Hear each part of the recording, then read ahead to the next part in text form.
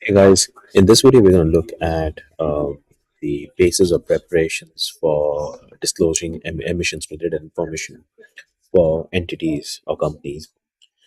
When finance team reach the emissions section under AASB S2, the biggest challenge is calculation. But along with that, the another challenge is what basis of preparation do you have to prepare those emissions, whether you have captured that properly. Is that something which has been approved by the auditors or approved by the internal teams, and whether you have that process set up or not? Can these numbers be audited? Have you used the right resources? What if something is missing? How do we explain the approach in plain, simple language?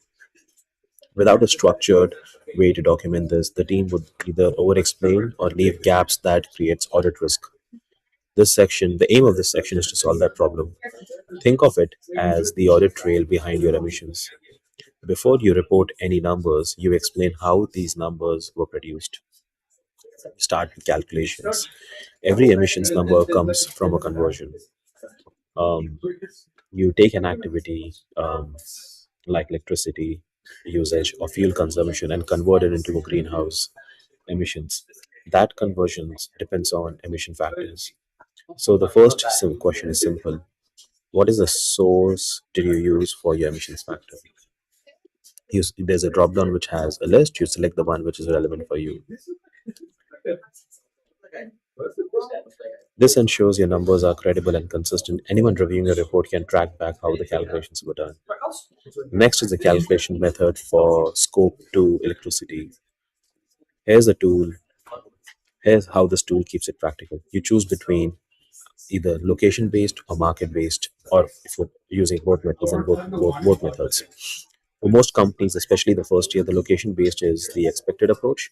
It uses average emission intensity of the electricity grid in your region. It is simpler and aligns with the minimum requirement.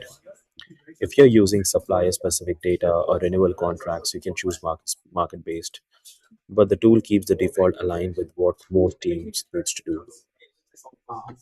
Then we move to the next section, which is where did your emissions data came from?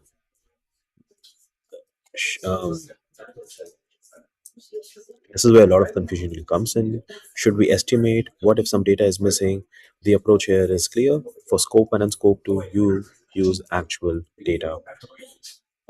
Electricity bill, fuel, invoices, gas consumption data. These are controlled by your organization and verifiable. So the tool asks you to confirm what records you have used. You select the relevant sources.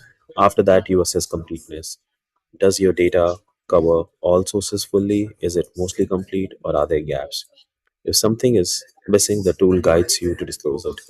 What is missing, why it is missing, and how material it is. It is important. It is better to clearly disclose a gap than to fill it up with an estimate. The next is prior comparison.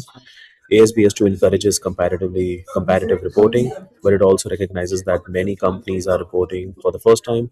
So you simply state your position. Are you providing prior year numbers or are you using transition belief? This removes ambiguity and makes the disclosure clear. Then we come to emission reduction targets. Many teams hesitate here because they feel they need to be perfect before disclosing anything. That is not the expectation. You answer a simple question: do you have a target or not? If yes, you provide basic details if you can. What is the reduction percentage? What is the baseline year? And what is your target year? If not, you disclose that clearly that you don't have a set target or approved target, and you have a plan to disclose it within the next 12 months, 24 months, or in this reporting period or a future reporting period. Even stating that a target is under development is a valid feedback. This brings transparency without forcing premature commitments. The final part is scope 3. Um, the first year reporting, you are not required to disclose scope 3. This is a clear transition for you. So you can answer two things. Are you disclosing scope 3 now? And if not, when do you plan to? For most companies, it's going to be year 2. Now, as you complete each sections or questions, your disclosure is built automatically on the right. This has been the consistent approach for all the different sections we have in the climate report builder. You can see how your input shapes the final output. This removes the need to draft disclosure separately. Stepping back, what this section does is three things. It makes your emissions data auditable. It ensures consistency in how numbers are calculated, and it creates a clear explanation for anyone reviewing your report.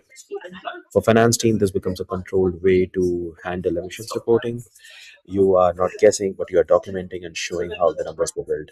You can use this as a working layer before final reporting. Capture your sources, validate your data, be clear about the gaps you have in your process, and build your disclosures as you go. The goal is simple: make emissions reporting structured, make it transparent. Remember, this is a free tool, so use it.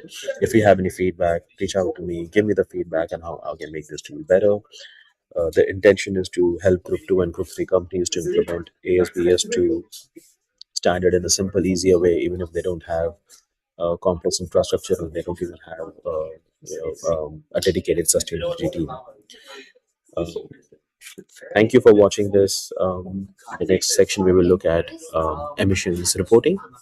I'll see you in the next section.